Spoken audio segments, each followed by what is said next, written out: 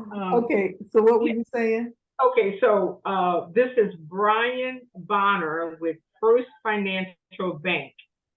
And so I spoke with him today. He was referred by the bank that did my rental property. Because I called him to see if he did loans for land, and he said, no, I don't.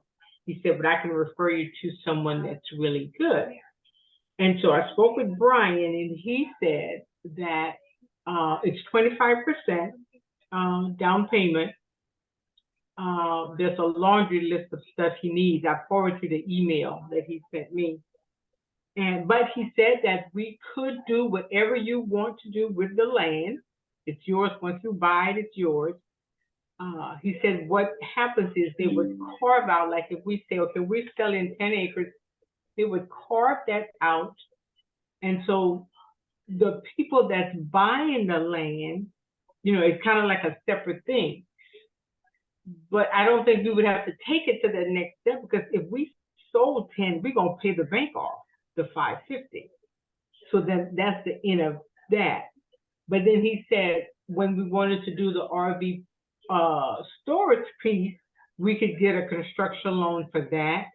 They carved that out of the loan, but again, I think we would have, if we pay that off, we're good, and we maybe could finance our own RV storage and business front, the retail center shop. So I think it sounds really, really promising that we could get this land through him.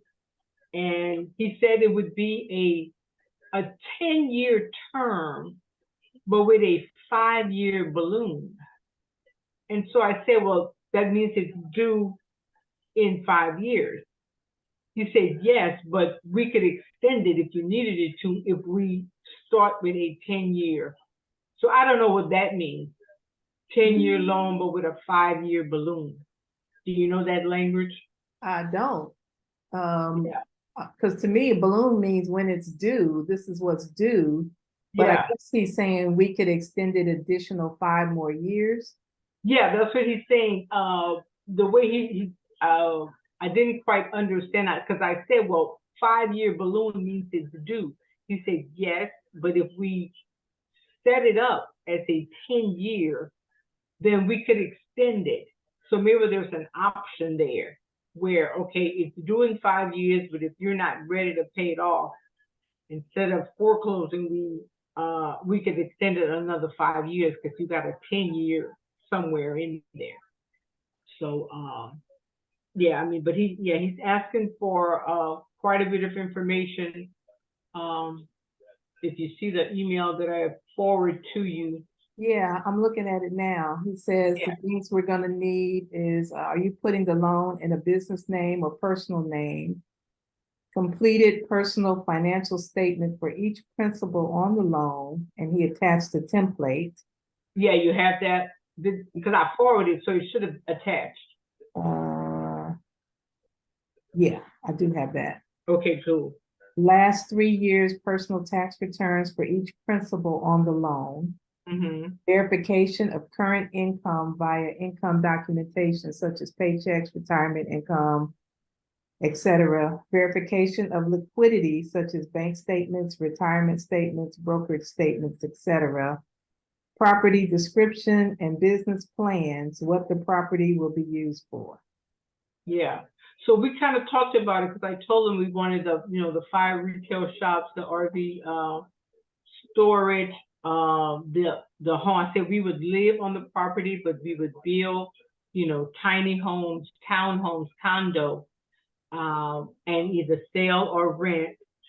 And so he was fine. He said, once you buy the land, it's yours, as long as it's not restricted. You do whatever you want with it when you buy it. But he says if you are gonna carve out some parts, then we would just do a carve out construction loan. So for the 10 acres, I'm thinking we may do that. So we could get 10 pre-sale acre, some folks that are serious and put a down payment of a couple of thousand non-refundable that we know they're serious.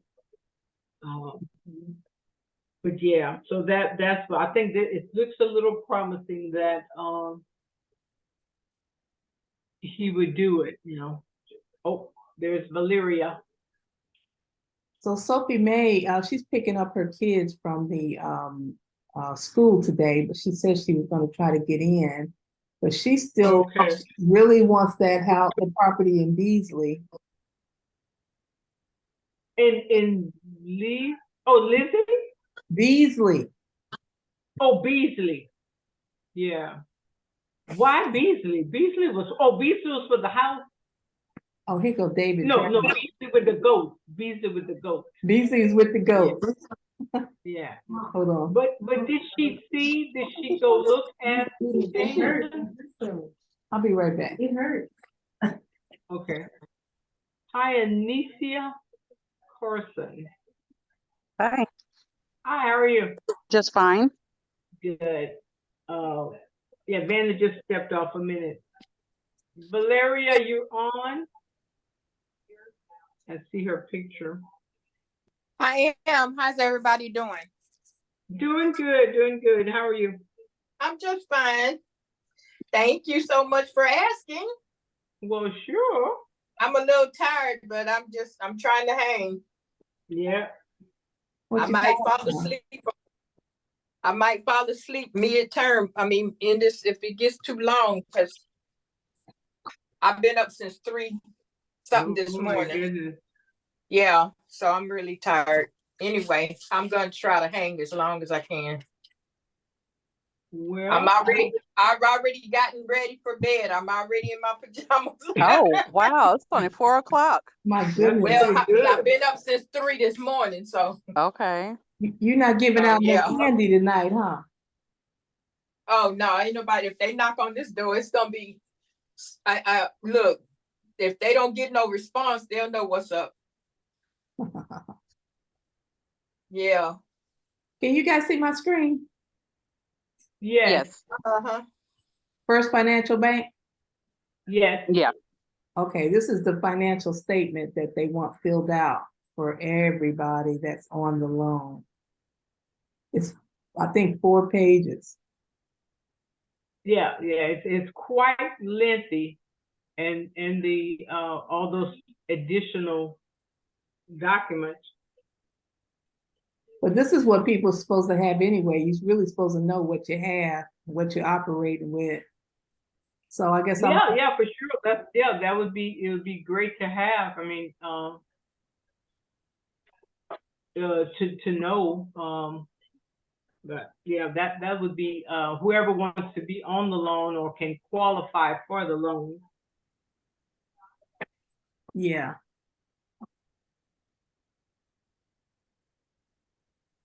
Okay. So Ornicia, I don't think I've met Ornicia Carson. I'm a realtor friend of Anda's. Oh, okay. Were you at the farm to table outing? No, I didn't go. Oh, okay. Yeah, I actually live an hour and a half north of Houston. Okay. So you're interested in the co-housing, or you're an investor? Yes, I'm looking at it for right now and see. Yeah, kind of. Because Vanda kind of just recently told me the concept and stuff, so it's all still kind of sinking in.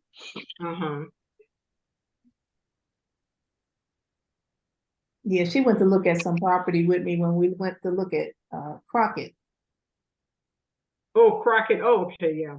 But they're so restrictive up there. Like, oh no, you can't do that. You can't do that. You can't build this. You can't build that. And that's like, okay.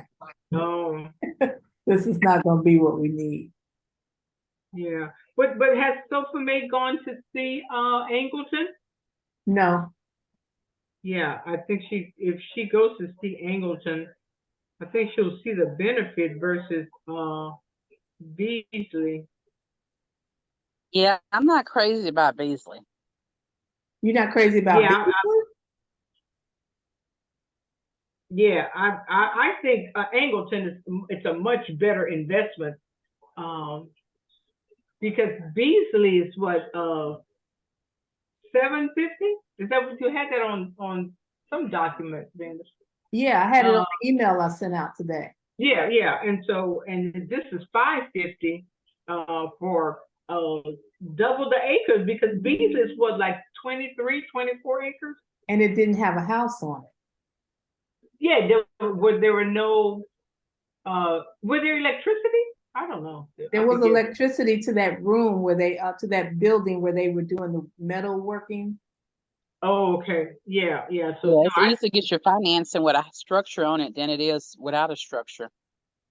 yeah, but Angleton has 2 RV park trailers or something, so they have, I think, all the utilities.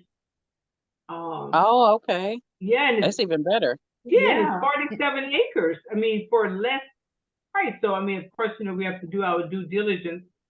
But yeah, I think that's a better buy. So let me share this again when I find the Zoom. I don't know why my Zoom keeps going away. We did a business plan. Okay. Yeah, and he's gonna want that. That's one of the requirements for the bank. Why does it keep going away? I keep Mhm. share it. Let's see.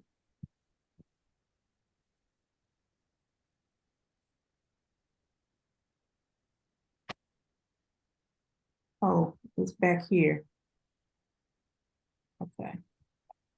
Share screen. Desktop 1. Share. That's still the financial statement, isn't it? I'm gonna learn how to work Zoom one of these days. No, that's not it. With the email. There it is. Can you see that? Yep. Mm-hmm. Okay. David called me. Let me try to call him back. I thought he was joining. That's the guy talking about the trust. The trust.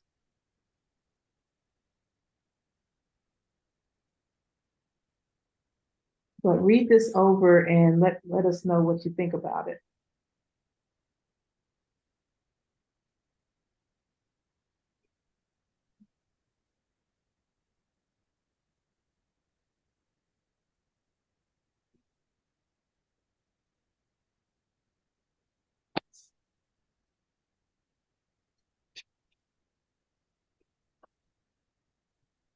Let me know when y'all ready for me to scroll up. We're ready.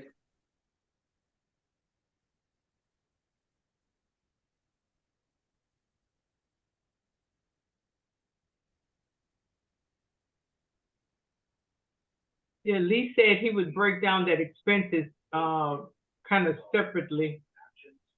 So I don't know if there's something we need to send to the bank. But he said, yeah, it needs to be, we need to break that out. Yeah. Yeah. Like what's for the land? What's everything? He said every penny needs to be allocated versus just one big dollar. But I said, well, So it's like they want you to itemize it to a certain extent. Yeah. Yeah. Mm-hmm. We target families who are looking for sustainable housing option in Texas.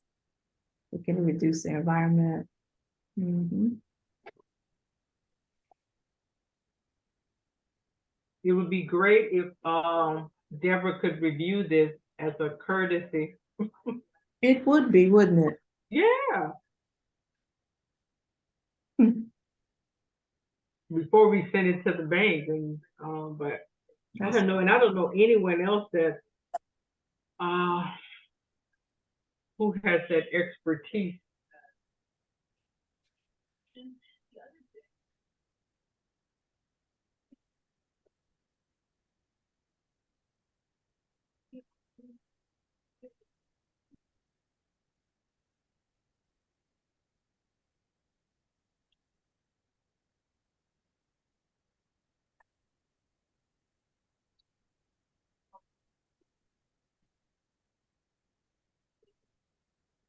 I don't know how fast y'all read. Well, I read it, so the others. Okay, so that's that one. And then there was another one that we did just for or Paula did just for the RV storage. Yeah. Is this something you sent out already in an email, Vanda? No, I did not. Oh, okay. Hey, Oh, David. Paula, you say you read it How you already? doing? I created it. Oh, Are okay. you Well, there you monitoring? go. Yeah, Okay. I mean, Van, I had some Tuesday points and 4. Van had some points, so I For just my made one time. big document. You didn't get the Okay. email I sent So you? you still have the original? Oh, Land. yeah, I have just, no, I just copied it. I don't have an original. Okay. Vanda has her original because I pulled information from her original and I created that just based Okay. on templates I found So online. that's the only final copy. Yeah, that's the only copy. We just really need, if we could get someone that has that expertise too, because I was just pulling information. No, I from was just gonna try to get an email to me. I can share it with you. Yeah, she was there. Yeah. Yeah, I'll share it with you, but we was just going over it today as a group. Yeah, yeah. And again, it's just I pulled information from online with the titles and if we had someone with the expertise. Yeah, but see, yeah, that's the RV park. And again, this is based on online information, like the market size, the average cost. What are you doing, Brenda? You got I was sending this to Valeria. Okay. You're gonna send it to Anicia also. Send it to the group. I'm not sending it to nobody who don't really want to know about it. You know what I mean? Yeah, exactly. They're not on the call. They'll ask for it, but yeah, I'm agree. They're not interested. There's no need. And I give them an out every time. Like, if you don't want this information, let me know. And I know, and then all they have to do is says, okay, yeah, I'm not ready now, or blah blah blah.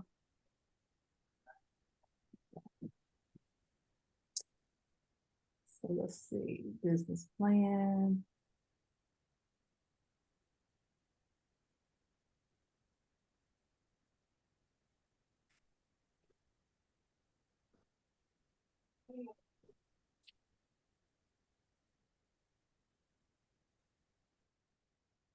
David said he was getting ready to get on, but he's like, when is it, tomorrow? I said, no, it's today, right now. Oh, I need to share this with Sophie May too. Yeah, yeah.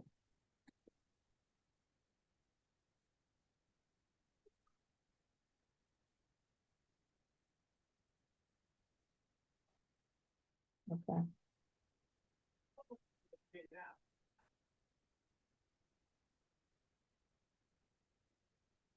Okay, so what else did I have on that agenda? I had David. So the property that we put an offer in Angleton, he does not want to do owner financing. So we have to find another way of getting it, and that's the reason why we had to do that personal financial statement. We'll put you on hold. Hello?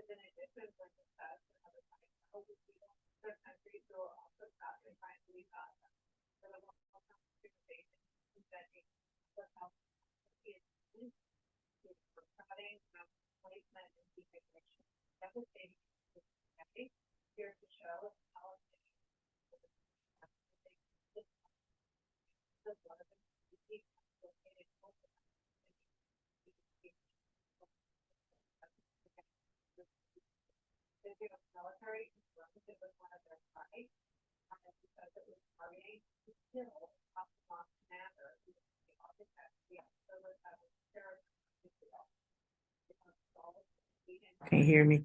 He's having problems getting in. He keeps asking him for a meeting ID and he puts it in and it says there's no meeting. I'm like, but we're here. Yeah. That's crazy. Okay, so let's see. What else did I have on that agenda? It did the same thing for me as well. Really? Yeah. Maybe I had to find another way of doing this. Well, you changed the link and then you had the, another email at the bottom of it. Let me see, how did I figure it out? Oh, okay. So like that email that you had sent out, telling the one you sent out today, telling us about this, about who the speakers that David was gonna be on the call and that other lady, Miss Katie or whatever her name is. Anyway, so at that on that email, you have the meeting ID number, and then you have the passcode, which is success. So that I had to go back and read that so I could find it. But if he doesn't have that email, he's not gonna be able to get in, because he did the same thing. He has that email. He does. Well, tell him to look for it on that email, and I just copied it and pasted. So let me see if I just go in here to Zoom link and it made me open up a whole different new Zoom, because I already have Zoom downloaded on on my phone, so it made me, I mean, it was leading me to a whole different new Zoom. So I just had to hit open on that Zoom and not go into my other Zoom that's already on my phone. Why we got to make things so difficult? You know, when I registered and now it comes right up from last time, I even get the reminder that it is time. So I don't know, because everybody's computer is different. So. Well, they got, I mean, with all of those lists of meetings, because I mean, in the registration, it just gives you the dates and stuff for the meetings. Yeah. Along, down the line. So I don't know, Okay. Maybe Vanda, you can call him and just kind of walk him through it. Just tell him to pull the. He said he was gonna try it again. I'm gonna say you may need to download again. Well, not really download it. I mean, because that means like he got to download. I didn't have to download Zoom again. I don't know how I just hit open on the app itself. I just hit open because I wasn't about to download Zoom again. Right. If I already have it downloaded on my phone, I just would have missed y'all today. Just like, we were wondering about you last week. Yeah, I had to, by the time I had to go down to the courthouse. And so by the time I fought that traffic coming back, there was no way I can get on that call dealing with all that. Okay, I'm here. Hey, David. Hello. Hey. Glad you could make it. Okay, I had to move some stuff around. It happens. So we have you on as speaking to us about the benefits of putting our properties in land trusts versus just having it in an LLC, because we do want to leave it for our children and our grandchildren. And I know you're the Okay. expert at that. So you can introduce yourself. I've got Paula, Anicia, you met last Saturday on the Zoom, and Valeria. Well, of course, my name is David Drain. I've been doing real estate for over 30 years or so. And my experience with trust was that I had property when I was younger. And can you guys hear me? Yes. Yes. Okay. And tenant sued me. I was evicting him, and he wasn't paying his rent, so I was evicting him. And he claimed that he slipped and fell and injured his wrist, or his wife injured her wrist, or some kind of crap they came up with. And their attorney called me about this tenant, asking me all this information. And I think I'm like 28 years old at the time, or 27. I was somewhere in those numbers, and I basically said, I'm not giving you crap, you know. Says, well, we'll sue you. So you do what you want. And the guy told me where I lived. And I was like, how did he know where I live? So he knew everything that I had. And I realized that, your information is public. But if the tenants would have never knew I was the owner, because, you got to imagine, I'm like 28 years old, owner, I think it was a fourplex or a triplex. Not only that, I driving a Mercedes, and I was making good money in the beauty industry as well. And you got these people who are in their 40s paying this guy rent. So of course there's going to be jealousy or something. But did they have to know that I own it? No, they did not have to know that I own it. So I started understanding anonymity at the time. They don't have to know what I own. When people know you got money, people see you wearing jewelry, you open yourself up to being robbed. So I started to understand how trust. I ended up learning from this older Jewish guy, and I started understanding how trust worked and anonymity. And then I started doing stuff with trust, but then a lot of people were talking LLCs and stuff. But when I understood how LLCs actually work, it's not that cut and dry. It's not that simple. Going to LegalZoom is not the way to go. Going to what they call it, Rocket Lawyers, is not the best alternative. And when you have an LLC, there's a whole different dynamics of how LLCs are structured. You have disregarded entities. Are you guys familiar with disregarded entities?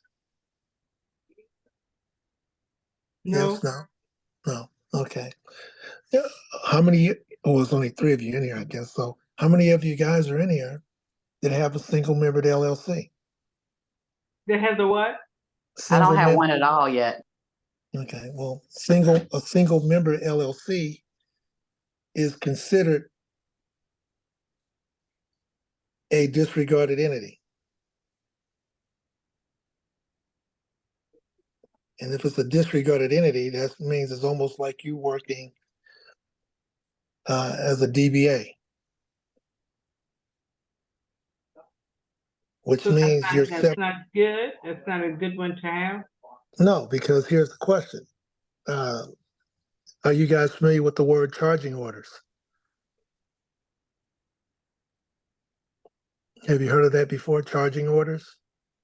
Charging orders? Yes. Not with No? real estate, but Okay, well, what state are you in? Texas. Okay, Google charging orders in the state of Texas. Because the reason you guys set up LLCs is you're believing that you have asset protection, meaning that you're not considered liable or they can't come after you or something, right? Because you have everything in your LLC. And basically, that is one of the concepts of why you guys got an LLC. Is that yes or no? Yes, but we haven't formed one yet Okay, so together as a group. okay, so what you do is you Google charging orders. And so if you say Texas, Google what is charging orders in the state of Texas. You find that? Where I'm looking.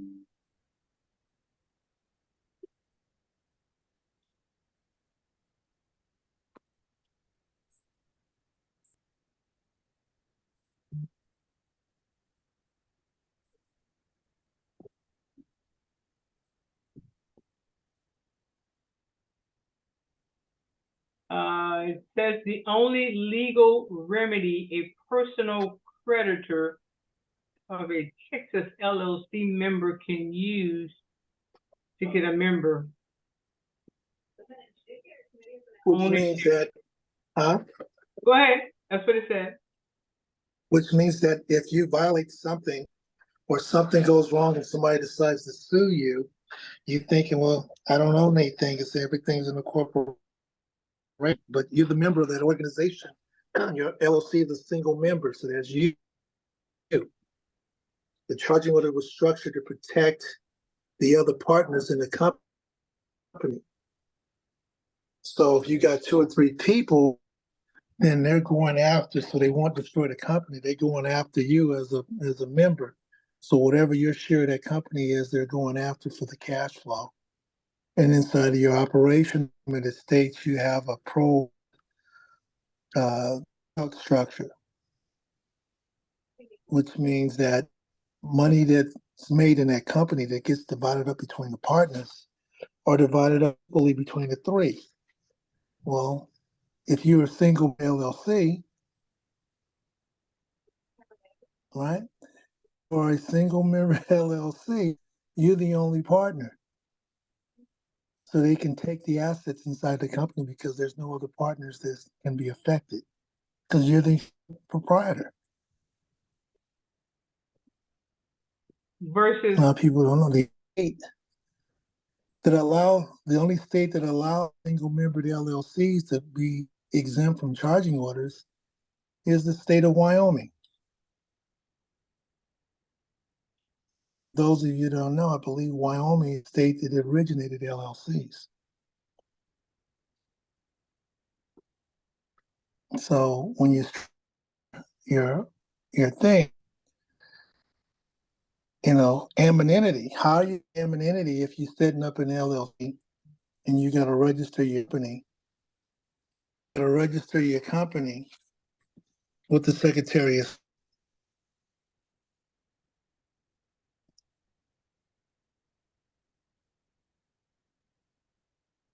You never thought about it. nope. The Secretary of State is the person that you got to contact to file your articles. You file your articles of incorporation. Who's the members? That's you.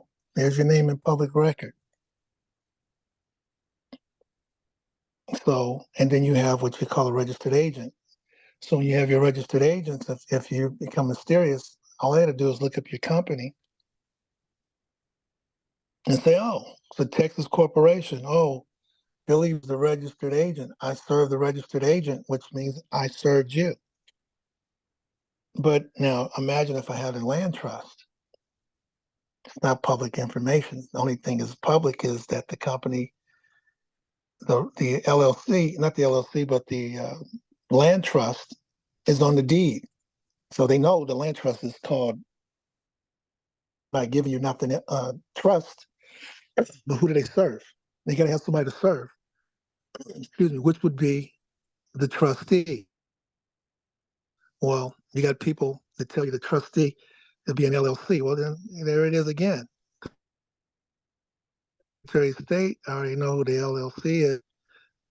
Find out who, and I'm suing that member as well because you sue somebody, you sue everybody.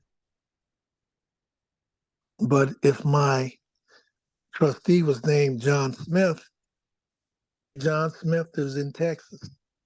He got to personally serve the trustee. That costs money. For a case, that costs money. No lawyer is going to take on a case on a contingency basis only when he knows there's a slam dunk win. So if he's got to put in work and effort to find the owner, he's got to pay private agents or private detectives, skip mechanism, all kinds of stuff. Can't serve him after so long. He's going to ask for a retainer, which, your tenant got to have to do, or they're going to drop the case because there's other strategies behind that. So by you putting your property inside of a trust, they don't know who owns the property. They have no clue because a trust is not a statutory item. It's private. The only information that's available is the name of the trustee, and the trustee is like a manager. You can remove them.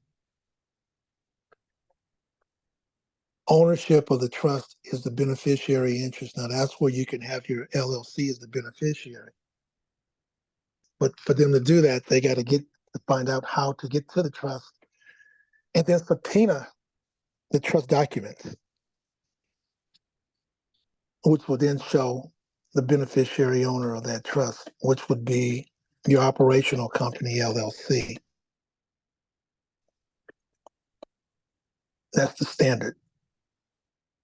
But the LLC technically doesn't own the property per se because your holding company that owns the LLC actually has control of the property because it has liens against the property. So even though they sue LLC, which has no assets whatsoever other than that particular property, the property is over because it has a debt that is owed to the holding that actually holds the mortgage against the property itself.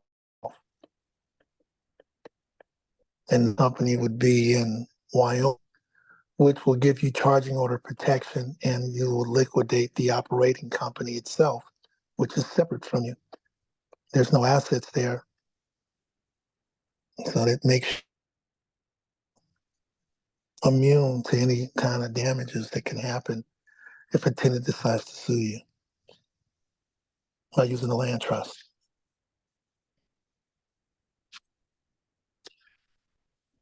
Does that make sense?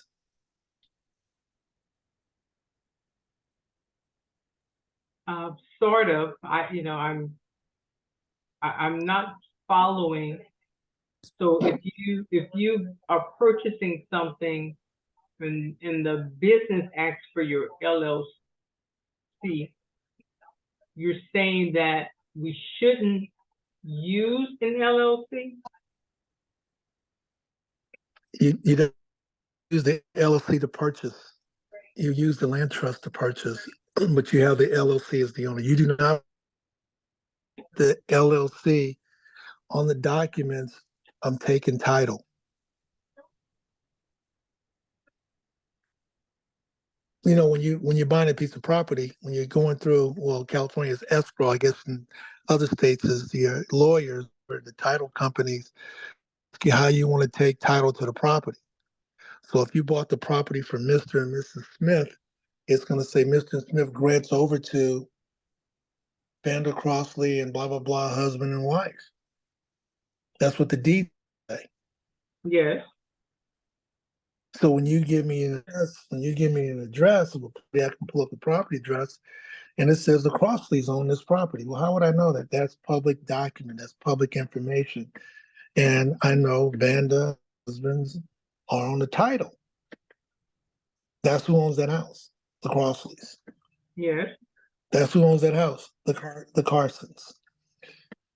I have access to your information. That means I can now do what? Let me look up Vanda Crossley. Let me Google that. Let me, whatever. Oh, she's got a Facebook page. Oh, she's got a LinkedIn page. Here's her phone number. Oh, here's her email address. Would you not agree that's all public information, basically, right? Yeah. Okay, but now let's say Mr. and Mrs. Jones, or let's better yet, you and your husband sells me the property. I buy it, and the title company asks me how am I taking title. Taking title, and I don't want you to know trust. So it's going to say the Crossleys, wife or whatever, grants over to, I don't want you to know I got trust. That's how the title shows, but it's going to show John Smith as trustee of the I don't want you to know what I got trust. Period. Doesn't say David Drain, doesn't have my LLC, Dolphin Financial Group LLC, has nothing. It doesn't have my name nowhere on the registered, on the grantee registration down at the county courthouse, whatever, when they want to do a grantor search index. That doesn't show up on any documents whatsoever. Nothing. So now, as a trust, I turn around and fire John Smith. Period. He's no longer needed because as a trust, or as the beneficiary of this particular trust, I can do what I want in regards to the trustee because I own the property. But no one knows that because my trust is not public information. Just the name of the trust. They have no idea what my trust is. So the only connection that they have to that trust is John Smith. And how many John Smith are there in Texas? How many John Smiths are in Mississippi? How many John Smiths in California? They have to serve John Smith because he's trustee. They have to put forth to find him. But if I had an LLC, Secretary of State, registered agent, serve the paper, not simple, problem whatsoever. My job is to turn around and make it very difficult for anybody to serve me because it will cost them money to do that. By it costing them money, that means little negligent BS lawsuits that tenants may do or people trying to, get a hold of your assets.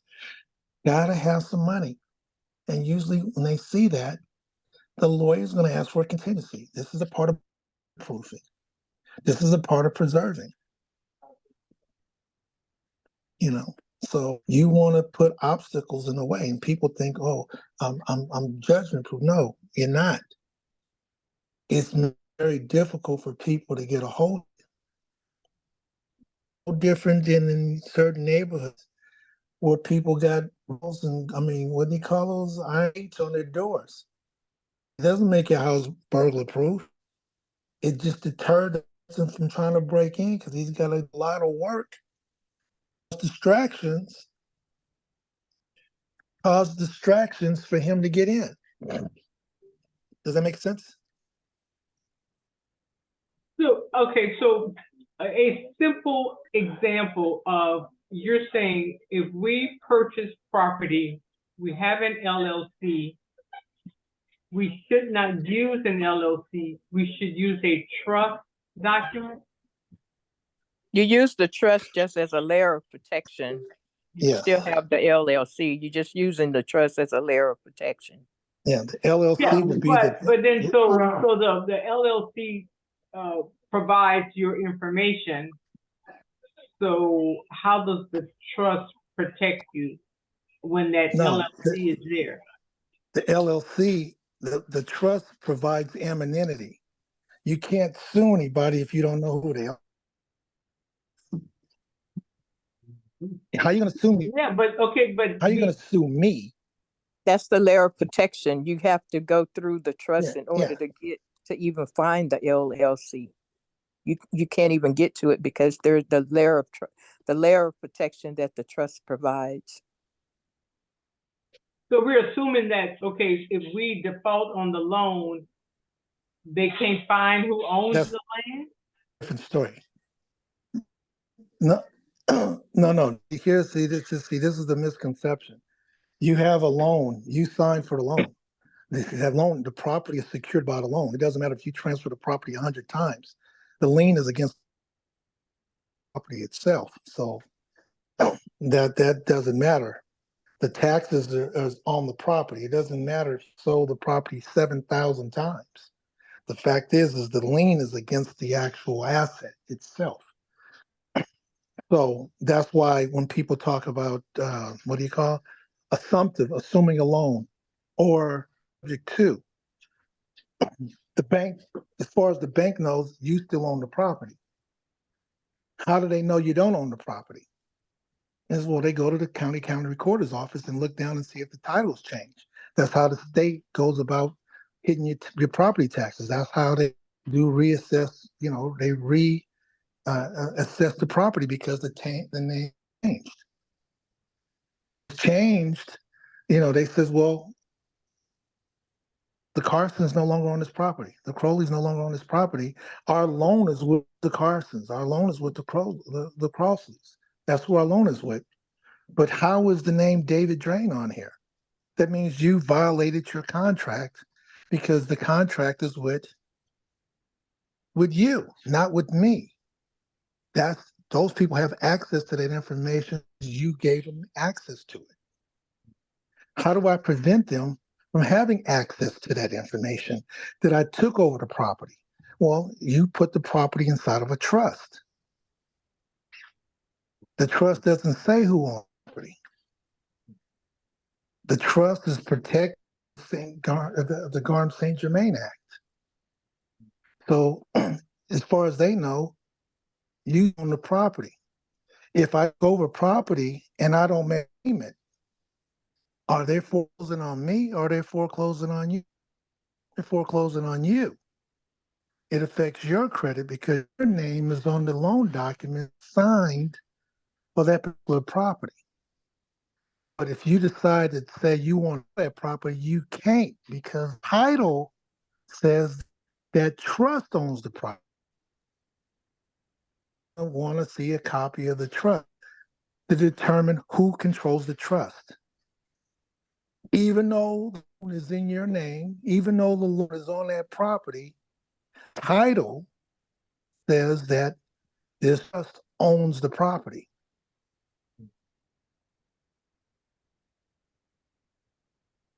Does that make sense? No, I'm still confused. Huh? It sounds good, but I'm confused. You got it, Vanda? Okay. All right. Let's go back to when you guys were younger, single, and women would give their boyfriend a car, or they co-signed for a car for somebody. They bought a car for the guy and they broke up with the guy. He has access to the car. He don't make the car payment. Even though he's driving the car, who's liable for the payment? Is it him or you? You, I mean, It's me. the female. Right. Yeah, I'm liable. So, I get that. He's driving. Yeah. So even though he has the car, he's driving the car. The tickets go on you. The parking ticket on you. The tow charges go on you. Mm-hmm. Yeah, I The got car payment late affects you.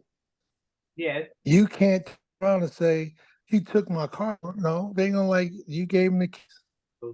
He didn't the car. Because your name is on the paper The house as the is co-signer. the thing. Yes.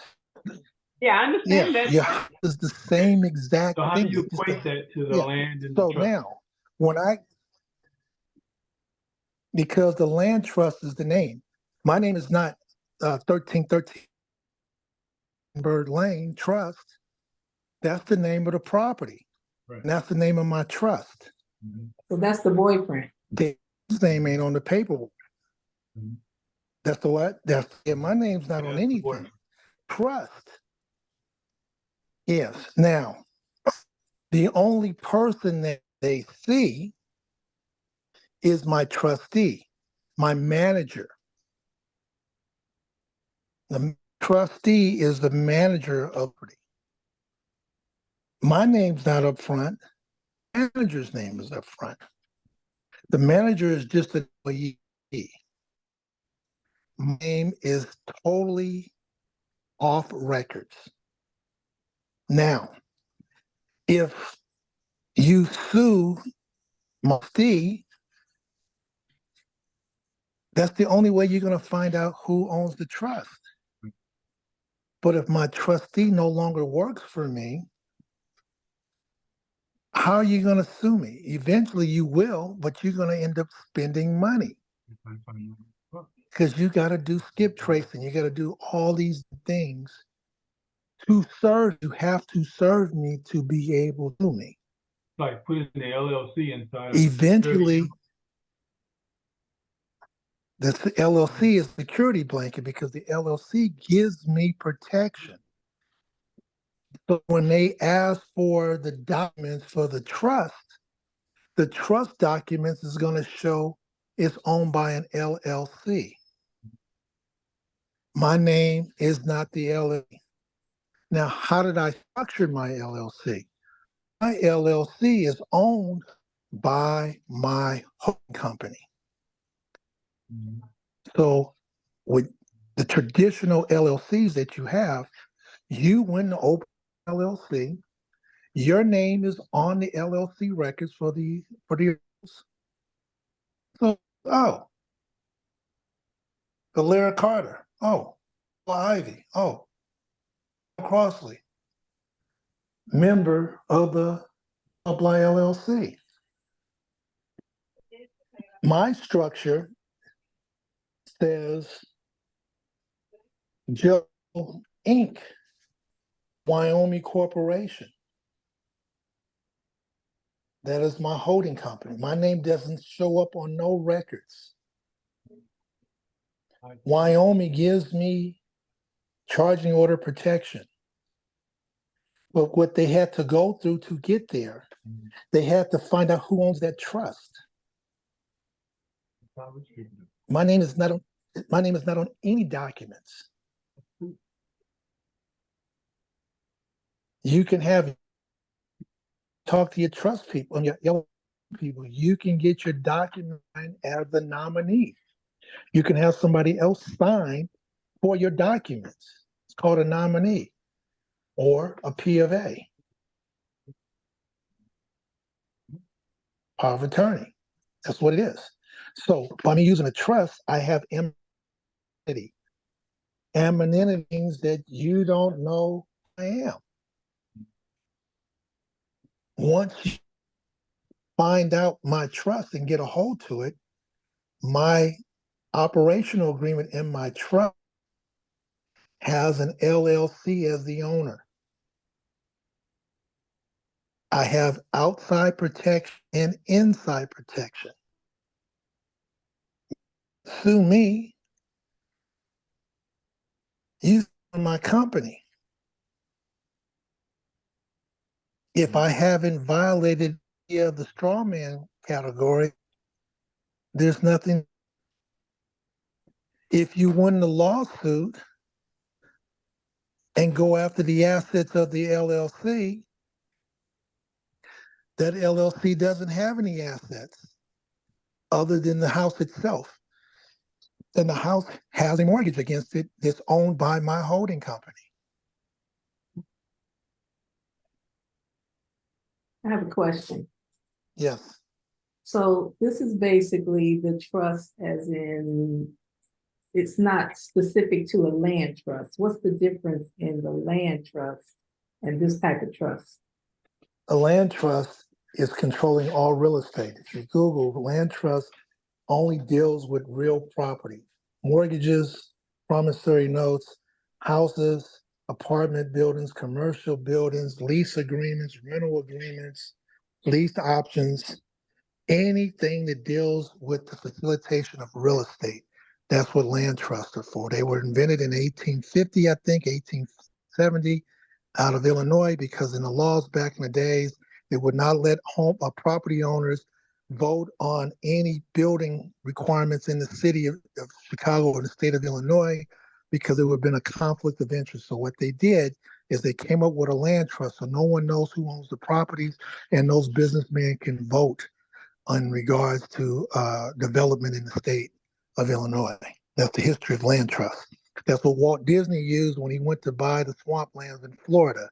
They knew that if he was to buy land down in Florida, the people knew that Walt Disney was buying it, the property value would have suddenly went up because, hey, this guy's got money.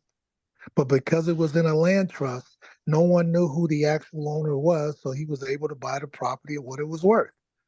It's designed for anonymity. The asset protection comes in is when it's being layered with an LLC. So the owner of that trust is the beneficiary. Unlike a living trust, the owner of the living trust, unless it's irrevocable, is the settlor or the grantor of the trust, who's most likely the guy who's the trustee. So if it's you, say John Doe, trustee of the John Doe Family Trust, that information is public, and it also can be sued and it can be pierced because you're not only the grantor, you're not only the grantor, you're also the trustee, and you're also the beneficiary of that trust until you die. Once you die, that trust turns into an irrevocable trust and now converts over to your beneficiaries. Your beneficiary has no control of that trust whatsoever. On a living trust, on a land trust, it's the total opposite. The beneficiary is the owner of the property, and the trustee only has control of what the beneficiary allows him to control. That's why on all trusts, when you're doing anything, they're always asked to see the trust documents because they need to know what does it say before they do anything. Does that make sense? Question. Yeah. Okay, so how should we structure the LLC? Should we put the company name or not? When you have a property in an LLC, your state and your city looks at that as a business. So that means you're not going to get all the benefits that you would normally get as if you was a individual owning property. Huh? So you don't want to do that. You're going to lose homestead, and you're going to lose all kinds of crap. So that when it's put inside of a trust, they're looking at it as an owner occupied or an owner property. So your taxes are going to be based differently because one, not a business that owns the property. So should we call the What do you LLC think? something else as opposed to the company name and go inside the trust? No, you got to still put an LLC in it. Correct. No matter how you look at it. That's why you do not use LLC to buy. You use the trust to buy and the LLC that controls it. Control everything, own nothing. See, here's the difference. You have an LLC, right? Do you have an LLC? Right. It owns property. It has property in it. Is that a question? I'm sorry. Yeah. Does the LLC have property in it? No, I don't have an LLC on property at all. No. Okay. Well, if you had an LLC and it had property in it, let's say you got 3 properties. 2 of the properties in the LLC and 1 of the properties in your name. 1 is in your name, the other 2 is in the LLC's name. How many properties do you own? 1. Why? Why you only own 1? Because it's in my name. Okay, what if you had all 3 properties in your LLC? How many properties do you own? Okay, but if it's in the trust, then you're saying No, not the trust, the LLC. I'm lost now. If you have property, if you do it the traditional way you guys are doing it, if you had an LLC and you got 3 houses in the name of the LLC, how many properties do you own? Then that'd be the 3, right? No, you would own none. None. Oh. Because you don't own the property, the LLC does. LLC does. I got you. Because your LLC has EIN numbers. That's correct. If you do it as a disregarded entity, that means it passes through to your 1040. That's true. Right? That makes sense because you got the LLC with the EIN number and not the person. Yes. So you don't own The person anything. you register the EIN number with the person. Yeah, yeah. But the EIN number is for them to find out who you are. If there's any tax fraud stuff, they can go about finding out. But in the general public's eye, that's what you're not hiding from the government. You're hiding from your adversaries, the people that are out to try to hurt you. Tenants, lawsuits. That information is not available to them. The only information is available to them is the public persona. You're dealing on the private side. That's private information. You know, like they tell you, we don't care what you do as long as you're behind the closed doors. I don't know you smoking weed or doing drugs in the house unless it's illegal drugs. So it's behind the scenes. So a land trust is in the public persona, but behind the doors of the land trust, it is not a public information. It's just by name. Name, that's it. So when they come after you, how do I come after somebody? Well, one, if you're driving a Rolls Royce, could I assume that you got money? That'd be an assumption. That's true. Yeah. Okay. Now, if you was on a bus stop, well, I assume you have money. No, I was like, you don't have no money. He's on the bus. Yeah. And that's what you looking. So you got to look at the public persona. How do I find that out? So people who have money usually advertise it, and you say, oh, he's got money, so I'm going after him. But if I have no money, my name doesn't show up. You're not looking at me as a piggy bank. Mm-hmm. So when I look at properties and I see it's an LLC, I can find that person. It's got to go to Secretary of State. But if I have it under a trust, the only name that you can go by is the trustee. And if you do the trustee as the LLC, you just put me right back. I go to the Secretary of State. So do you open up the trust through the Secretary of State, or is that totally separate? No, trust is private. Okay. There's no registration of a trust. But we have to have an attorney to construct this trust? No, I mean, anybody can construct the trust. It's just, do they know how to construct the trust? That's one. Right. And then number two, the majority of your lawyers, they do land trust. I mean, they don't do land trust. They do living trust. They do, and when they do the living trust, and if they're supposed to be looking out for your best interest, my question to you would be is this: if you got property and you don't want anybody to know about it, right? And you put the property in your living trust, what does your living trust says? You as a trustee, and the name of your living trust is usually your family's name. Mm-hmm. Didn't they just announce to the world that you own property? Mm-hmm.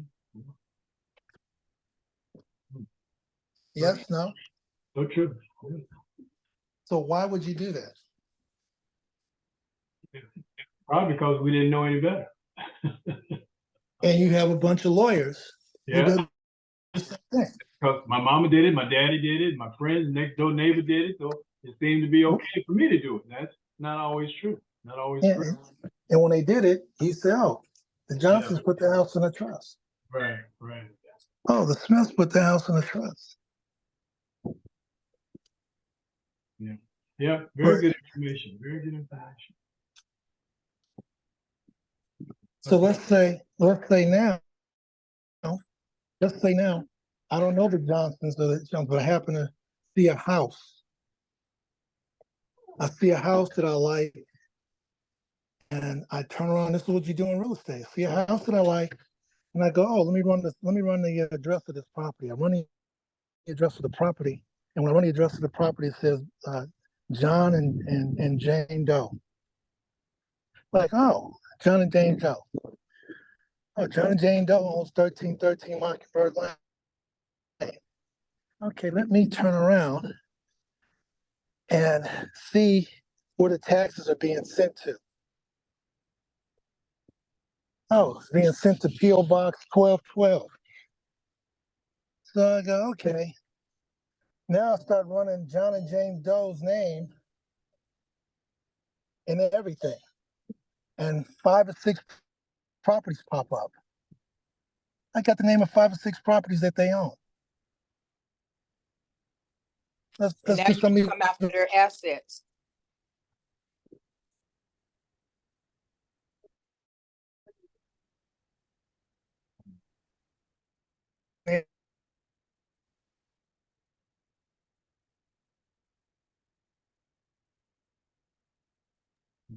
Are you talking? I can't hear anything.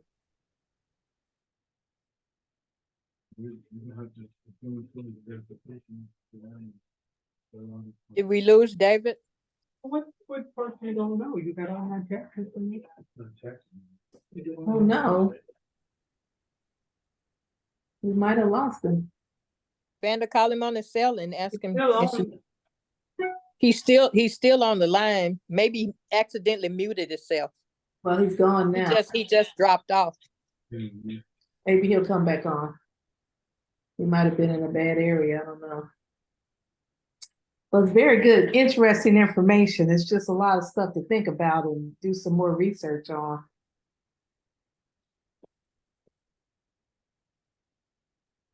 All white folks that got money put their stuff in trust. Well, Black folks are starting to do it too now as well. Well, they starting to, because they just now trying to wake up. Well, a lot of Black folks didn't have money or anything to leave their family either. Yeah, well, people like the Black people that did have money, they knew what to do with their money, because they learned early on what to do with it. Because most of the time, it's not usually the Black people that have money, so they had to learn. Just take for example, the Obamas. No, all of their stuff is in trust. I know he made it sound like trust. The purpose of a trust is so nobody can find you because you're going to do something wrong. No, it keeps the government out of your business. Yeah. It really does, because like most things have to go through like probate court and stuff like that. So like what David was clearly saying, that stuff that's at the courthouse is public information. Anybody can just walk to the courthouse and get your public information. Mm-hmm. And then all they got to do is just start searching you out. But now they've seen what you have, all your assets are listed. And but so that's that you have to still do an LLC, which would show. Well, you don't have to. It's not a must that you do it. But if you did do it, it's still under the protection of the trust, and a person would have to dig until they get to the point of finding it. And then the LLC is not going to spell it out everything, because they're not really trying to find they're trying to find the source of who owns the property. They don't really, the LLC is not telling them the source name unless you just, blatantly just put it out there. It's just layers of protection that you go through, and it's just kind of like, it's not like you're trying to do anything wrong. It's just to protect folks from being in your business. And from getting sued. I don't see that. I don't see that. Well, it's to keep you from easily being sued. I'll just put it like that. It's just not gonna make it easy. So most people would know that after I start digging, I'm spending money trying to get this a little bit, and then they run into another roadblock. Then they're gonna be tired of spending money, because they'll be like, it ain't even worth it. That's how wealthy people use they use the trust to put a lot of their assets, so it won't be known that who lives in River Oak. Sometimes it's difficult to find that information. But yeah, through the trust, and it's just like you can hide, like different, like say for instance, if I wanted to buy several different properties and I didn't want you all to know that I own a bunch of properties. Well, I wouldn't put them in my name or my family name. You know what I mean? Because that would be just too easy. I would put them in some other kind of name and stuff that you probably wouldn't even think of. Because you wouldn't know to think of it. You'd be looking for something the obvious. You'd be looking for something under my name. Mm-hmm. Well, the point of it is the trust is the protection. And right. Limited government access. Right. Yeah. Yeah. There you go, Lee. That's pretty much it. Yeah. Yeah. But then, okay, an individual would create this trust. Yeah, you put in some. So it's just a document. Powerful. It's not a formal document. Somebody has to know how to do it. That's what he's saying. Yeah. Well, if you have people that let's see, I mean, this would be a first for me to know anything about a land trust, but as far as a living trust, I mean, you know, just like he was saying, you know, you got to find an honest attorney or somebody that has your best of interest at heart, because like they really know that once your beneficiaries and everybody's gone, I mean, that could easily go to them. Yeah. Mm-hmm. So you just have to know who you're dealing with and who's got your best of interest at heart. And so I think the land the land trust would probably it would have to work the same way. I mean, you know, you're not living it into, I mean, as far as it's not like a living body thing. It's just it's an asset. It's a, you know, it's land, just like it would be if you had a home that you leave in a trust for generations, like a homestead for your family. Right, and that's what we want to do. Yeah. So I don't want my granddaughter to, you know, once I'm dead and, you know, she's older, I don't want her to sell it. I want her to still own it. And then if she dies, I guess we'd have to make some. It's gonna go through, if it's a homestead and if you have your trust set up to where it's to never be sold, then it's gonna keep going down through the generations. And you have to make sure that there's going to be children in your family that's gonna keep the population going. So they're gonna have to keep having babies. You know, that everybody doesn't die off. So if if everyone does die off, then I guess it has to go to a charity or something like that. Huh? Well, and see, that's the part I don't know about. That right there is like which is why I mean I'm in the middle of doing something similar to that right now. It's fun because I'm having to do a lot of stuff, you know, at the courthouse and all this kind of stuff. I'm doing, you know, I gotta get some information, but that's a very key component of it right there, is that what if there is no one left in that generation to come down the pipe and pass it on to? And if you run out of people to pass it on to, where does it go? Where does it end up after that? And who's overseeing that?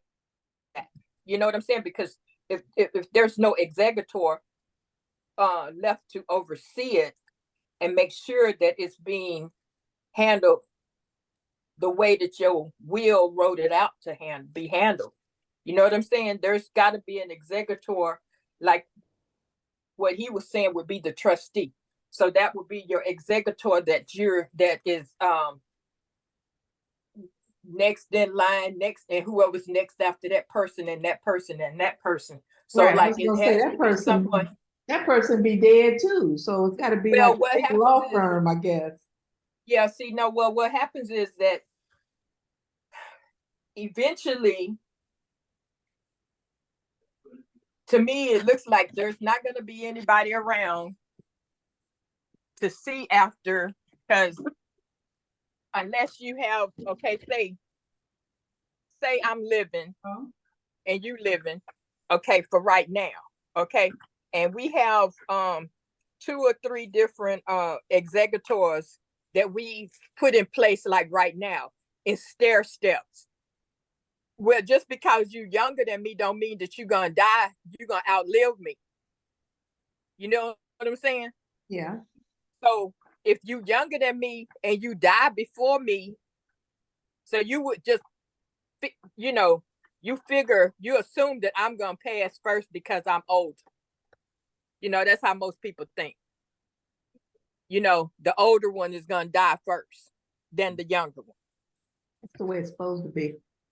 Well, I mean, that ain't the way God has it in his mind, because I mean, you know, he can pull your number at any time, you know. So that's the way we would feel like it would need to be. But ordinarily,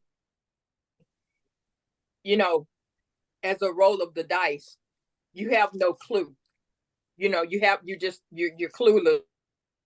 You don't have any idea who's going first or who, whatever. You just you just trust that somebody that you name is gonna be around long enough to have a successor that they can follow, and then there is somebody else that they can name while they still alive. So it's best to name several folks already, just so that you'll have some preparedness going down the road. And then those executors can kind of just, you know, revise things as they go, you know, as people start dropping off. Yeah, this is I've got to do some more research on this. Yeah, it's a lot. It really is. It's a lot. And then and you know, the end result is, like you said, you know, well, what happens when there's nobody left? So that's, you know, I wish you would get David back on the line, since he said he's been doing this for 30 years. Let me see where he is. I thought he would have been back on by now. Yeah, well, he hasn't come back on the line, so, you know, he's probably like, okay, they not getting it no way. So Yeah, I mean, it's not. It really don't make sense to me. well, it does. It keeps asking me for the code number, and it keeps just saying waiting. Oh my goodness. Okay, well, we can hear you. Okay. So, what do we leave off at? Oh heck, I don't remember. Okay, the question when David, can you hear me? Yes, I can hear you. Okay, so David, here's a question. Say for instance, you have some, like a trustee, okay? And the trustee passes away, and maybe you have another person that you had named as second line trustee in case that other trustee passes away or something happens, okay? Okay, so what happens when you successor trustee? Yeah, well, what happens when you don't have anybody else in line and everybody dies off? What happens to you're the owner of the trust. You can appoint a new trustee. What about if you pass away?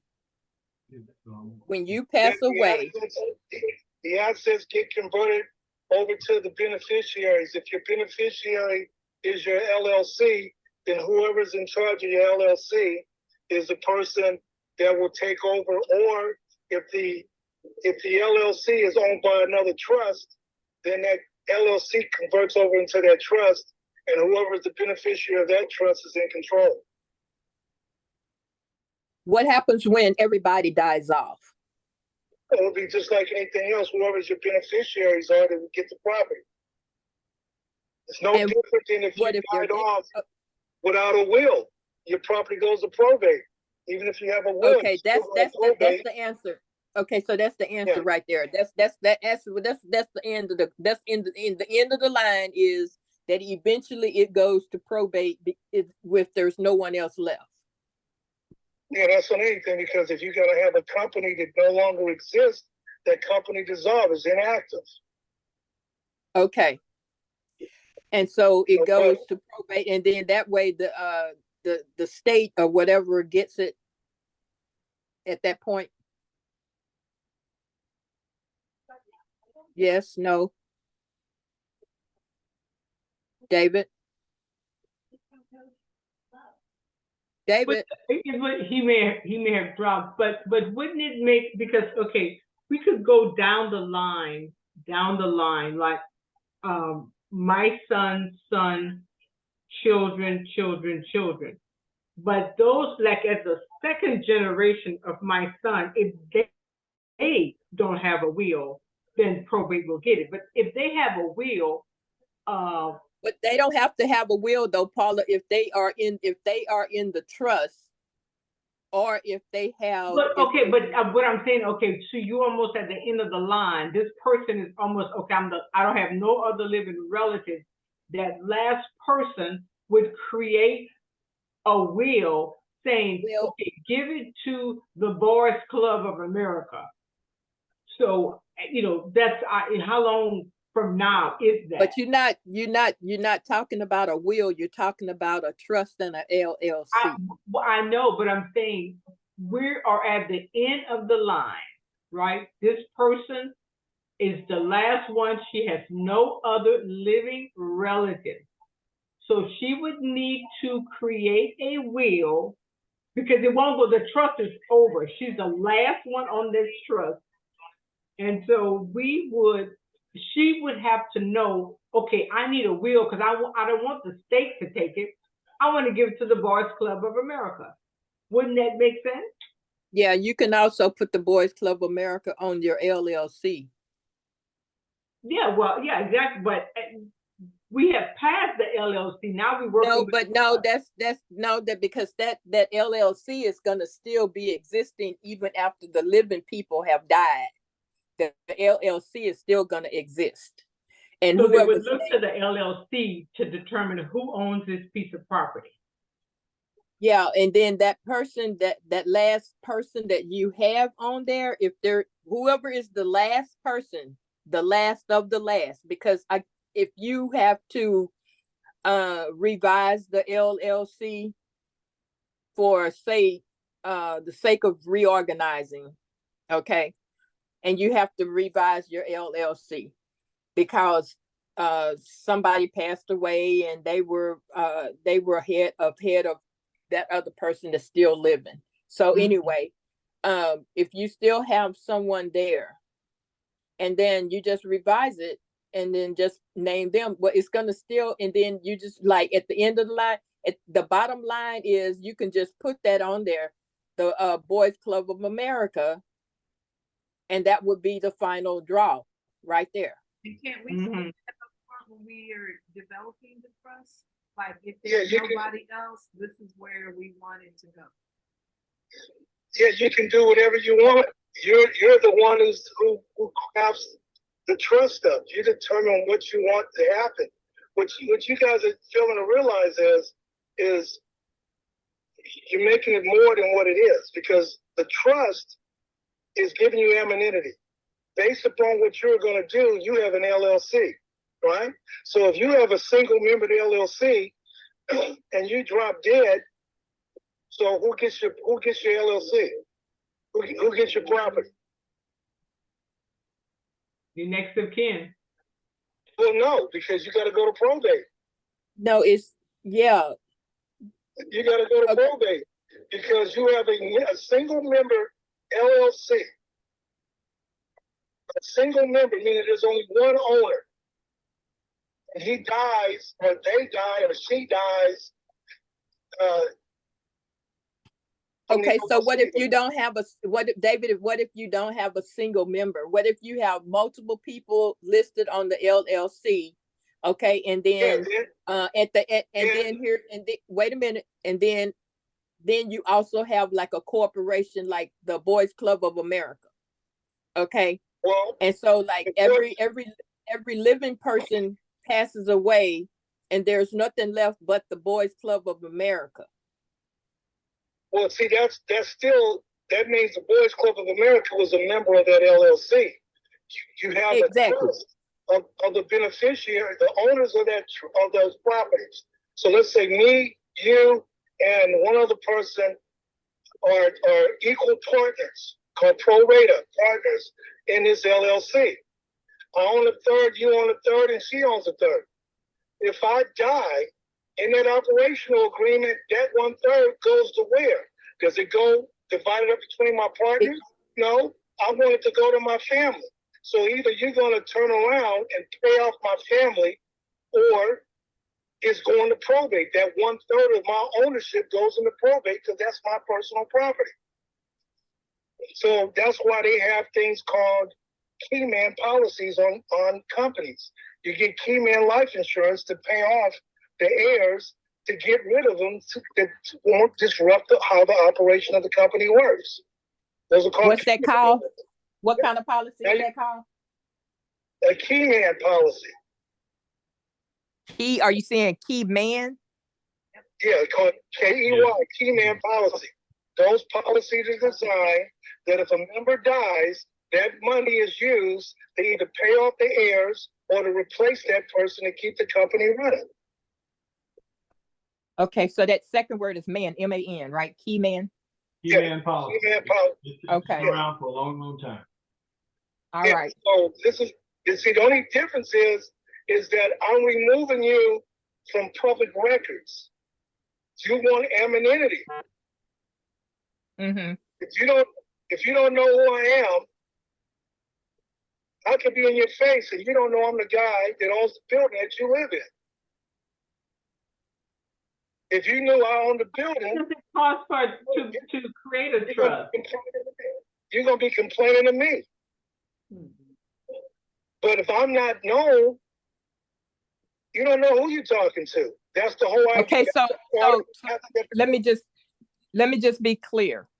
Okay, so all of us are partners on the LLC. Okay, and as we pass away, our beneficiaries that we have on, are those people stated, are they actually stated and named on the LLC? No, because on a business, what happens is you have in your operational agreement, you have an operational agreement, which a lot of people who get LLCs do not have an operational agreement. That's how they get separate lawsuits and get their corporate veil pierced, because there's no. And that's how it ends up going. That's how it ends up back in court, where you were, the reason you had a trust was for your anonymity to keep it from going through all of that. Okay, so let me add, the operation agreement is part of the LLC, but it's optional because depending on the type of LLC, it's not required. But from an IRS policy standpoint, it's there. It's just not utilized by every single LLC. Yeah. So now what happens is that in your LLC, in your operational agreement, it will say that if one of you guys, one of the members passes away while the business is going, that his share will go to his family, or the other two members will get to take that ownership, but they have to pay off my heirs. Because if it's not in there, what happens if my wife said, well, wait a second, this is my husband's company too. This is you've seen this all the time. This is my husband's stuff. And the thing is that's why you get key man insurance. Says that the partners was to pay off my survivors $1 million, $500,000, $2 million. And that's why you got key man policies to pay out the member who's no longer around to get rid of his family. okay. So how much does it cost for a trust? How much it costs to create a trust? Charge $1,800. for a land trust. 1,800. Not does it renew every year, or you could revise it? It's one time, and you do whatever you want to do. It is a one-time setup, and with real estate, you have every property has its own trust. You want to separate it from everybody. You want to separate it because when you have property, I don't believe this. I forgot my idea. When you have property, that property that you have is susceptible to lawsuits. And when I say susceptible to lawsuits, that means every time somebody steps foot on your rental property, there's a chance of you being sued because you got people going in and out. So you do not want to have all your properties in one trust, just like you don't want to have all your properties in one LLC. You want them in different LLCs. And the reason for So you have to get a key man policy for each one of those LLCs too, right? Yeah, because you want to separate. Because if here's the thing, you as an individual, you got 3 properties, right?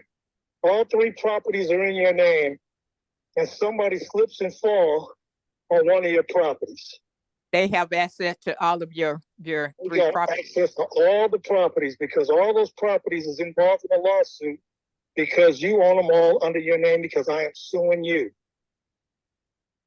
I am suing you. Okay, so a key man policy is an ongoing thing. You pay a premium monthly on that?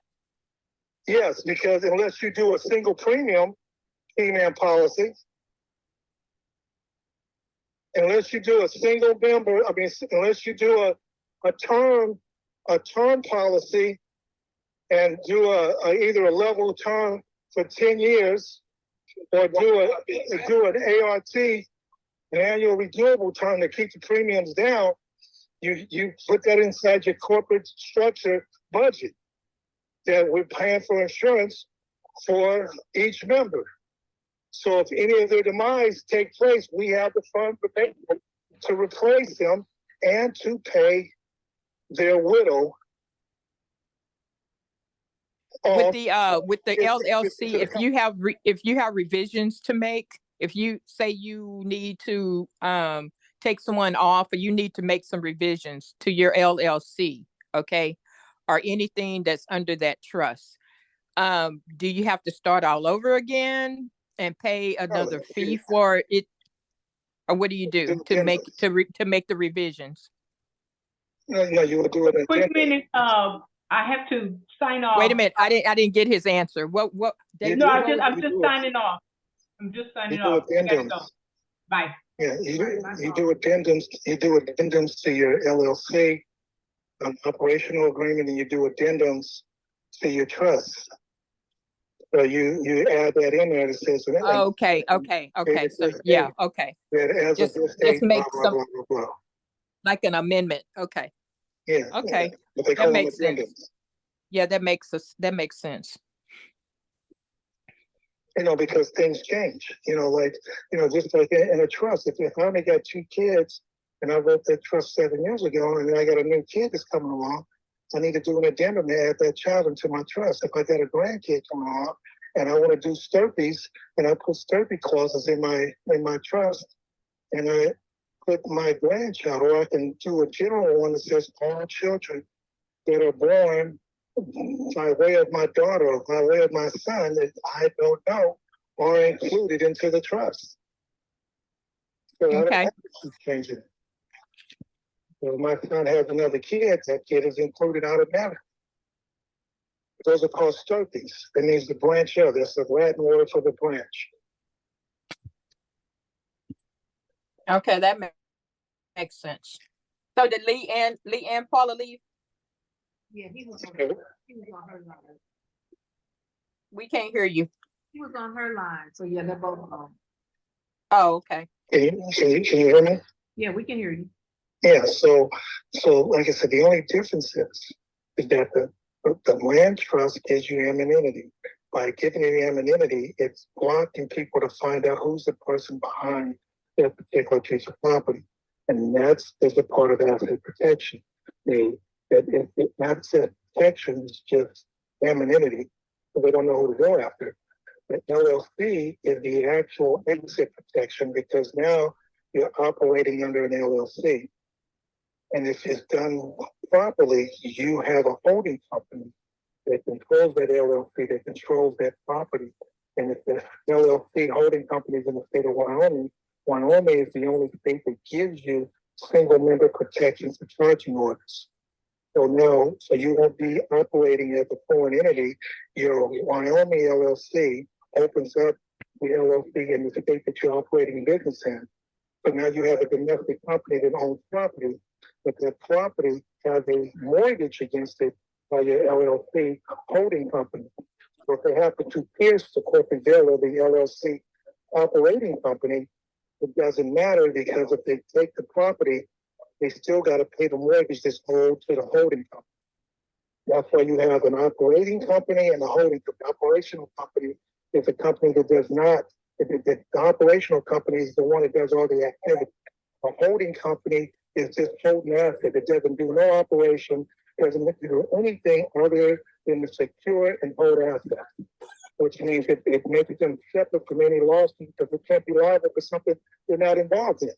You know, if you slip and fall on a piece of property, you can't sue the bank. You only can sue the homeowner. Yeah, so a holding company is going to be the bank. The holding company is the lien holder. The holding company is the creditor. So if somebody falls on that property, they're going after that operational company that owns that property. What was the benefit you were saying that Wyoming has? Wyoming has charging order protection. Means you can be a single member LLC, where a charging order protection requires more than 2 members. So disregarded entities are not protected under charging orders. So you have to have a 2-member operational agreement for you to have charging order protection because it's supposed to protect the other member from any foolishness that the other partner does. So it won't disrupt the company. It's just that any funds that is being distributed out of that company that goes to that partner who's being sued, you have the right as a creditor to go after it. Okay, so you can set your, so are you able to get an LLC in Wyoming, but not doing business in Wyoming? You said what? You can get an LLC in Wyoming, but say your assets are somewhere else. Yeah, you get an LLC in Wyoming as a holding company, and then you have the Wyoming company open up the LLC in the state that you're operating in. So if you're operating in the state of Texas, you turn around, you get a Wyoming holding company, and then you have the Wyoming company open up the LLC in Texas. So when Texas asks you who owns this company, it's your Wyoming LLC. Your name is not on the record down in Texas. Right. Okay, I got it. Does that make sense? That's clever. Very clever. Yep. What's wrong?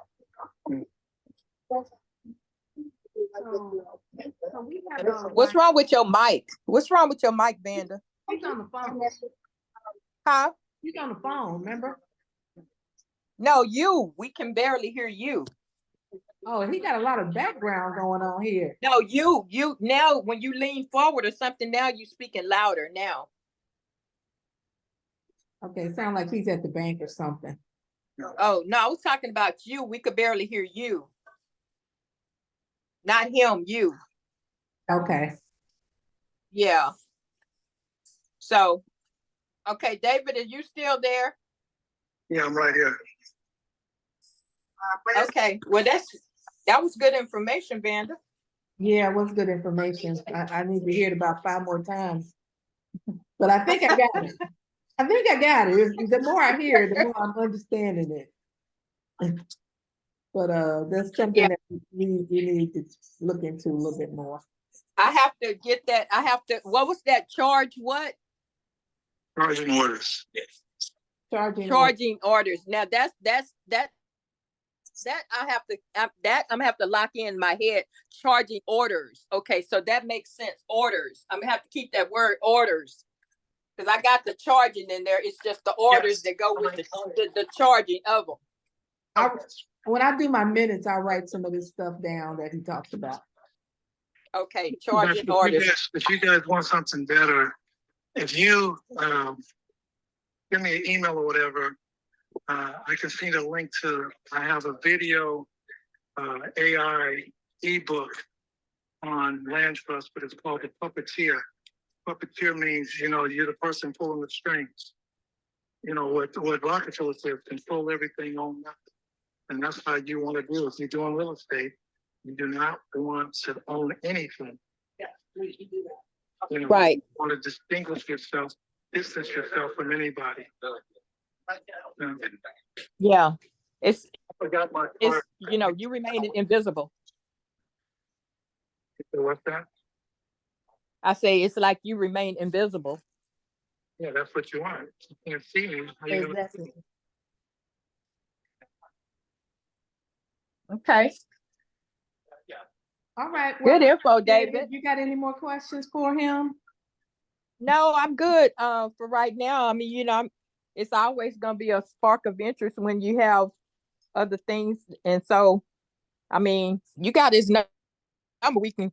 Yeah, I'll text you his number. I'll text you his number. I can assure you that if you see the video, I believe it's 45 minutes. It's a 45-minute talking AI I put together with an ebook. And it gives you illustrations, it gives you case studies of actual things that took place. And you can go over it, and I can assure you it'll be worth your while. I believe it. 2700. Yeah, I can guarantee you this. Or you can talk about it. I can assure you the information I'm providing. A lot of people ain't going to provide you that information. Do you do living trust yourself? I do land trust. I don't like living trust because it's too vulnerable unless it's irrevocable, or I do a grantor trust with asset protection. But if you're doing real estate, you want to do land trust because you don't want, when you have a living trust, you're still susceptible to lawsuits because you're the settler. Okay, but let me ask you this: when you're the settler of that trust, you're the trustee of that trust, and you're still the beneficiary of that trust until you die. So you like having an agreement with yourself. The only thing a living trust provides is probate protection. That's it. Doesn't give you asset protection. It only gives you probate protection. You want asset protection, and you want to separate all your assets from each other because if they're all in the same batch, they're all open to lawsuits. And if you're doing real estate, believe me, you do not want to do real estate and have a lawsuit that pops up against you. If a tenant or somebody falls, or some kind of problem, and your personal property is in your name and your home is in your name. Or if your personal property is in your trust and your home is, and your investment property is in your trust, it's still acceptable under a living trust. So that's why you click, and you can check with anyone that tells you about asset protection. You want each property in its own trust and its own LLC. Okay, so like people that actually do like they set up a will and all of that stuff that they want to get in place before they die and all of that stuff. Instead of doing that, because they have. That kind of entails all of your properties, like your cars and everything that you have in your house and all of that. So, what do you do for that? Okay, here's the thing with a will. A will is still susceptible to probate. You still got to go to court. People still can contest the will. Yeah, that's what I'm saying. What would you do in place of that when you want to do a trust? What type of trust would you do for all of your property and your assets to be protected? Personal property, if that's the case, yeah. You do a grantor trust with your cars and all your other stuff in there, and you can do it as an irrevocable, give yourself a living benefits. What that means is that now you remove yourself as the owner of the property. yourself is removed from the property, and you have all the living benefits of living in it's called a life estate. So that means you get the benefits from that property, but you no longer own that property because your beneficiaries now control it. And your beneficiaries, again, would be another trust or an LLC. So the thing is that if you're leaving it to benefit somebody, right? If you leave it to benefit somebody, then all you want is to be able to have access to it. So you have what they call living benefits, and you can look this up. That is called a life estate. And what a life estate means is that you have access to the property for the rest of your life.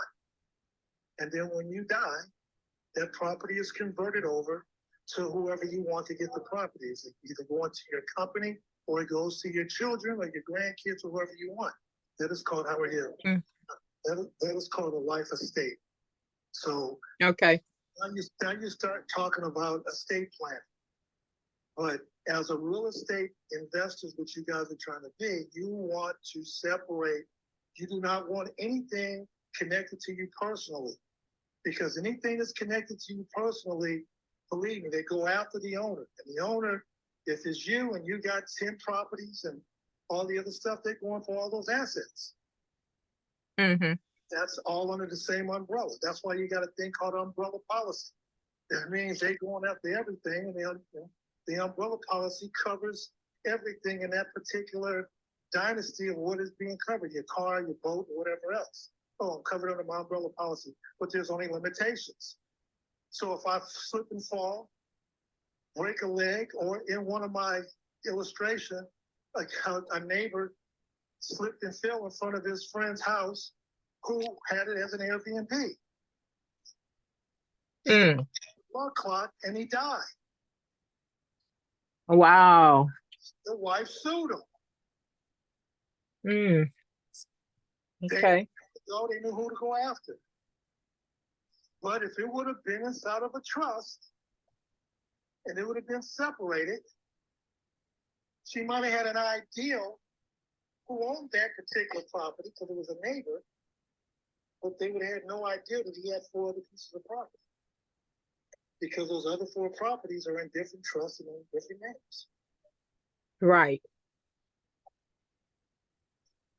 Okay. Because I've been sued before, so I'm telling you from experience.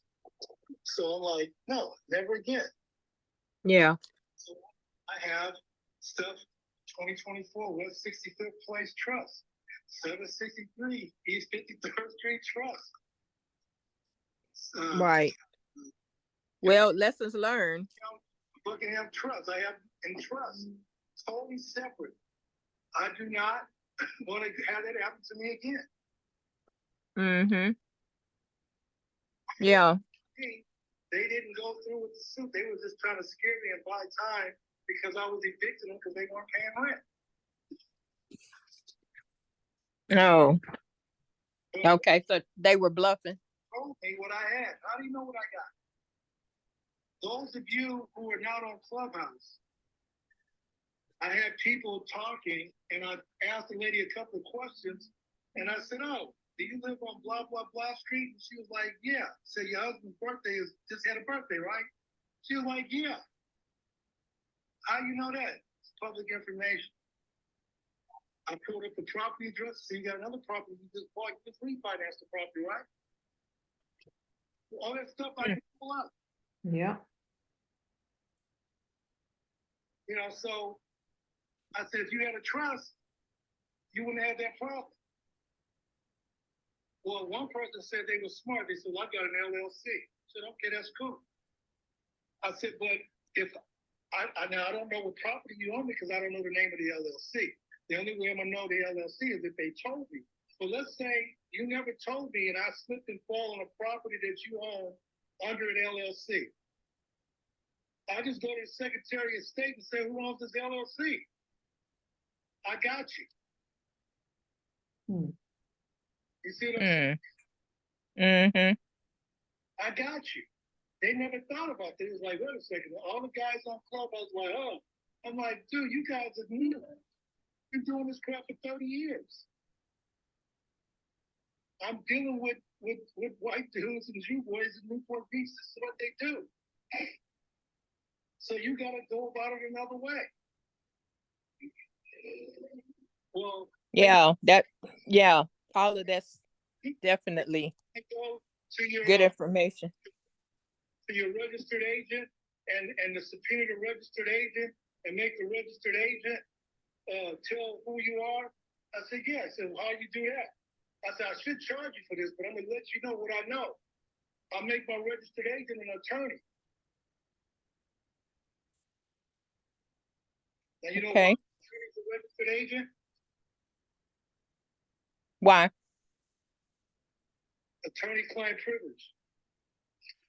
Yeah, well, that's key. Yeah, but eventually the attorney will probably have to reveal it. But how much money is your attorney going to spend on a clown tenant, knowing that they're trying to just get some money out of you? You know what I'm saying? Yeah, they're not going to spend a lot because they're going to be like it's a waste of time. Yeah, he's not going to do it. And the whole thing is, if there's money involved, and somebody with money want to get you, they can get you. No different than alarm systems, no different than all this stuff. Bulletproof vests does not mean you can't get killed. It just deters bullets from hitting vital organs. And that's what people don't understand. So when we talk about asset protection, it's to deter lawsuits. Because even that guy who stole those billions of dollars in crypto, he had like, what, 200 different LLCs? He had a lot. They got him because he was messing around with the wrong people who had plenty of money. So what you got to realize is like, let's put you in the position of reality. Are you worth $200 million? If you are, we wouldn't be having this conversation. You got that right. Yeah. So what you got to look at is what is reality? What is the reality aspect of this? You know, so well, what about this, that, and the other? And then my kids keep us, no. You run a business. Your trust, well, unless you're doing estate planning, you're structuring your own personal trust to do certain things with your assets. We're talking about businesses that you're doing, which would be inside that trust. What your great-great-grandkids do with their companies is irrelevant to you. Because once they inherit that property and that trust is over with, it's their own trust. You're talking 100 years down the road. Yeah, we'd have done our part by then, so. But if you want to make it to that level, then that means you're going to have money in place to substantiate and pay a professional trustee company to make sure they hold your will in place, because the trust is only as good as the trustee. So they have professional trustee companies? Yeah, heck yeah. Heck yeah, professional trustee company. Hey, you know, this is something this new to me. I don't know. I'm thinking you have to go through an attorney for it. You know, you said make your attorney the trustee. I'm thinking you go through the attorney. Well, that's given that you have it has established a relationship. This is a long time person that you trust and have been doing business with for a long time. That would be somebody that the trustee. If you go to a company that has a bunch of trust, you don't know them people. No, but the thing is they're bonded. And see, the thing is that your beneficiaries will know about your trust. So if something is not right and going on in the trust, you can sue that trustee. Oh, okay. Okay. So they are bonded. Okay. That makes a difference. He has a fiduciary obligation that he has to do accounting. That's why they got the trustee company that charges you a fee. Okay. Yeah, but people on our level, we don't really need that. You know, yeah,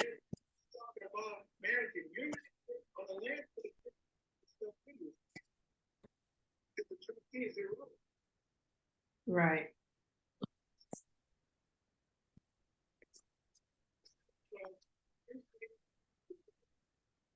You fading out, David. Oh, I think I had moved the phone away from the computer. I'm sorry. Oh, okay. Well, it's 6 o'clock, so I know my doorbell's getting ready to start ringing, and trick-or-treaters are walking down the street, and my dog is gonna go berserk. So, But does that make sense? Yeah, yeah, everything you talked about made sense. I mean, that's why I'm glad that okay, so you're gonna send that thing to Vanda. You send me your email. I'll send you because it's an ebook thing that you get, and it'll come over. It's like 3 videos. The introductory is it's gonna be like somebody talking, like I'm talking to you. I made this up. I've been working on it, and I've made a character. I think I played some of it. I have a character that talks to you, give you illustrations, give you actual case studies of people who set up LLCs and because their lawyer didn't know what they were doing, and he thought everything was great, and then he got a $2,000 bill from the state of Florida. And the reason was because when Florida sees property is transferred into a corporation, it's considered a business transaction, the property is reassessed. And so the property got reassessed, and he gets hit with a $2,000 bill. If he'd have known that, he knows that the state of Florida reassess properties when it goes inside of a business.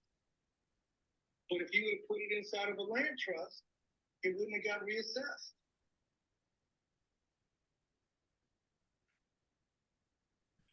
okay. Okay, well, Vanda, make sure you get that Well, send him your I sent you his number, so just text him. no, he's gonna send you he's gonna send you that thing He with the said videos. send him your email address. So just text him your email address. Okay, for the videos Uh-huh. that we need for the group. I don't know about that part. Did you say that for the group or just for what you're looking for? No, this was for the group that we were talking about, where he's talking about the trust and all of the entities and all of the verbiage and all the stuff that, that we've been discussing this whole time. Okay. Okay. Yeah, so what's Is that what's in there, David? Yeah, the video gives you an introduction it's the first part is like a 4-minute introduction, talks about what the benefits that land trusts do. Then the second part of the video is about 15 minutes long, and it goes into details on how the land trust works and how is it being done.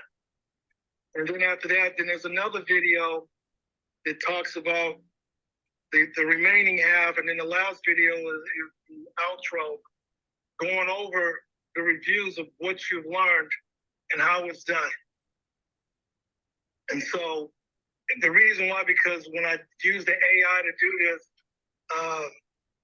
I was adding so much stuff in it, they only gave me 15-minute videos that I could do. And this way, 15 minutes is not as long as 40 minutes. So by breaking them up, it was like, okay, it's a 3-part section, and you could play it back, look at it, and understand, because it's so simple.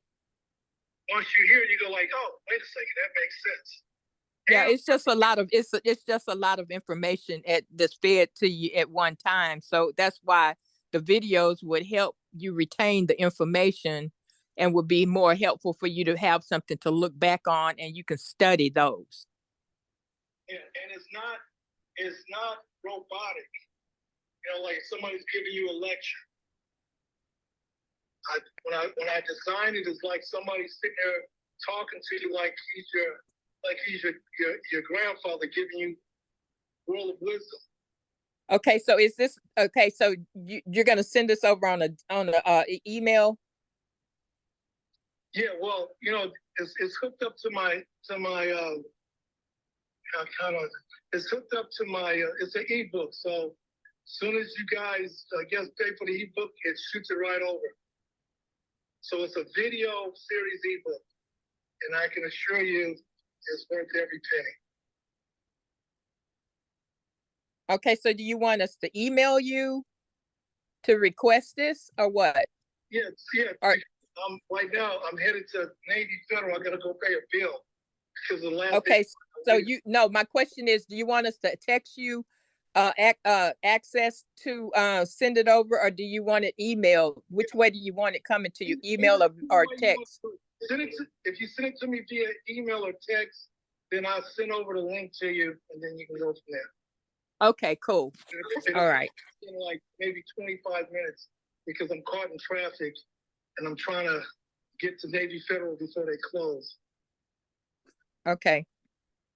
Okay, well, thank you for your time, and thank you, Valeria. If you want to talk later, give me a call. No, I'm good. I'm good. I was just trying to get clarification how to access it. Okay, so thanks, David. Good information. Yeah, no more other questions that you may have? No, not now. It was a pleasure meeting you though, and I appreciate that. That was a wealth of information. Yeah, well, don't, when I talk about Keyman, don't get no IUL insurance. That's a ripoff. Don't get what? IUL insurance. He said that's a ripoff. Oh, okay. Okay. Okay. Thank you. You guys have a good evening. Okay, you too. Thanks, Vanda. Okay, bye-bye. Okay, bye-bye. Bye, everybody.